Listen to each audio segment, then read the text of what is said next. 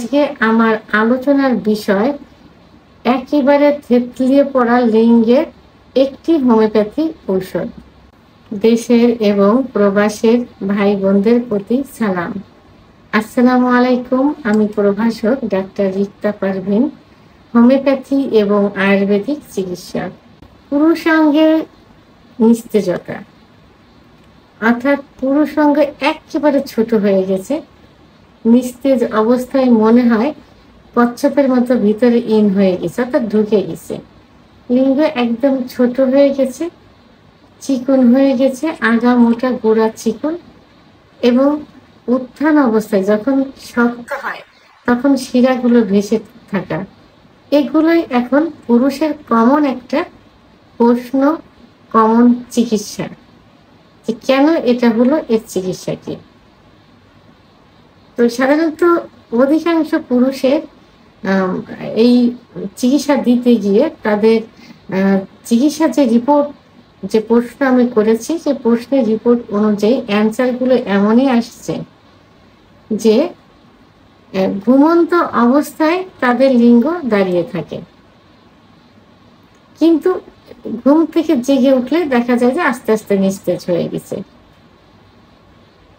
কোনো রকম কাম উত্তেজনা নেই, অর্থাৎ কোনো উত্তেজনা নেই, কোনো কারোর সঙ্গে সহবাসে লিপ্ত হয়ে স্বপ্নদোষ হচ্ছে এমন না, এমনিতেই স্বপ্নদোষ হয়ে যাচ্ছে। জেগে দেখছে যে তাদের বীর্যপাত হয়ে গেছে, কাপড় চোপড় ভিজে গেছে।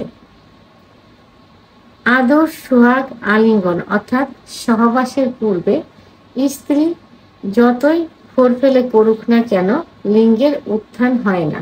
আর যদিও উত্থান হয় তো দেখা যায় যে স্ত্রী কাছে একটু ফোর ফেলে করছে অথবা সঙ্গমে যাবে, ঠিক সেই মুহূর্তে নিস্তেজ হয়ে গেছে। আবার কেউ বলে থাকে যে ভিতরে ইন করছে, ইন করার পরে এমনিতে বীর্যপাত ছাড়া এমনি নিস্তেজে বেরিয়ে চলে আসছে। আবার কারোর অভিযোগ থাকে যে ইচ্ছে হয় কিন্তু উত্থান হয় না। মানসিকভাবে ইচ্ছাটা হচ্ছে যে স্ত্রীর কাছে যাব, পার্টনারের কাছে যাব, সহবাস করব, স্ত্রীকে সুখ দেব, নিজের সুখ পাবো, কিন্তু মনের দিক দিয়ে খুব হচ্ছে, কিন্তু উত্থান হচ্ছে না, লিঙ্গ দাঁড়াচ্ছে না। আবার অনেকে বলে যে ইচ্ছা তো নেই, উত্থানও তো নেই, যা বা একটু ইচ্ছা হলো, যা বা একটু উত্থান হলো, সহবাসে গেলাম, বুঝতেই পারলাম না কিভাবে যেন বীর্যপাত হয়ে গেছে প্রথমবার। তো হওয়ার সঙ্গে সঙ্গে একদম নিস্তেজ, হওয়ার পরেই বাইরে বেরিয়ে আসলে তারপরে নিস্তেজ। কোনোভাবেই একদিন দুই দিন প্রথম রাত শেষ হলো, দ্বিতীয় রাত শেষ হলো, পরের দিনে আর লিঙ্গ উত্থান হয় না। মনের দিক থেকে একটু ইচ্ছা হয় কিন্তু লিঙ্গ আর দাঁড়ায় না, দেখা যায় সপ্তাহ কেটে যায়। তো এগুলোই থাকে পুরুষের কমন অভিযোগ।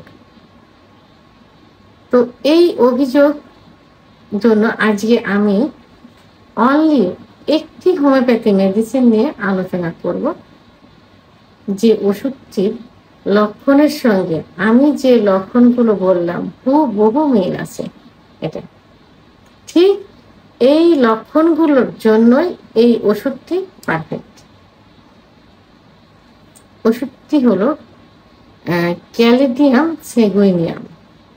ক্যালিডিয়াম সেগুইনিয়াম ওষুধটি প্রথমে 30 শক্তি ব্যবহার করবেন। ওষুধটি 2 ফোঁটা জিহ্বার উপর দিয়ে সকালে এবং দুপুরে সেবন করতে হবে 3 সপ্তাহ। এবং এই একই ওষুধ 30 দিন পরে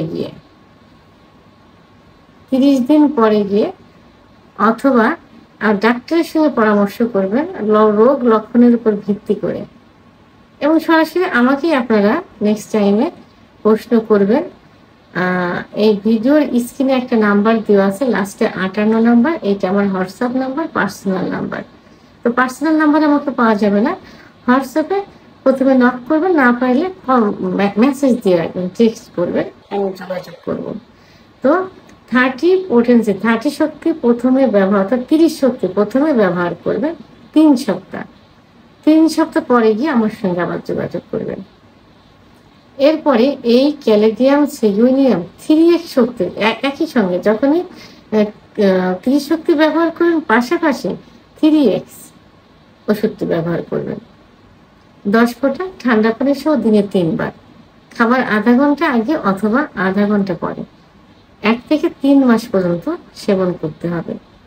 অর্থাৎ যেটা শক্তিকৃত 30 শক্তিটা চেঞ্জ করতে হবে পরবর্তীতে রেজাল্টের উপর ভিত্তি করে।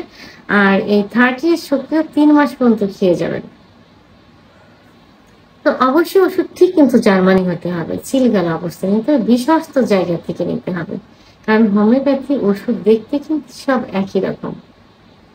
আর সবসময় আমি একটি কথা বলে আসছি, আপনারা যে ডাক্তারের চিকিৎসা নেবেন সেই ডাক্তারের কাছ থেকে ওষুধ নেওয়ার চেষ্টা করবেন। কারণ ডাক্তার নিজের ক্যারিয়ার বজায় রাখার জন্য হলেও সর্বোচ্চ ভালো চিকিৎসা দেওয়ার চেষ্টা করবেন। ভিডিওটি সম্পর্কে যদি কোনো মতামত থেকে থাকে অবশ্যই কমেন্টসের মাধ্যমে জানাবেন। আর ভিডিওটি ভালো লাগলে লাইক, কমেন্ট, সাবস্ক্রাইব করে আমার সঙ্গে থাকুন। আল্লাহ হাফেজ।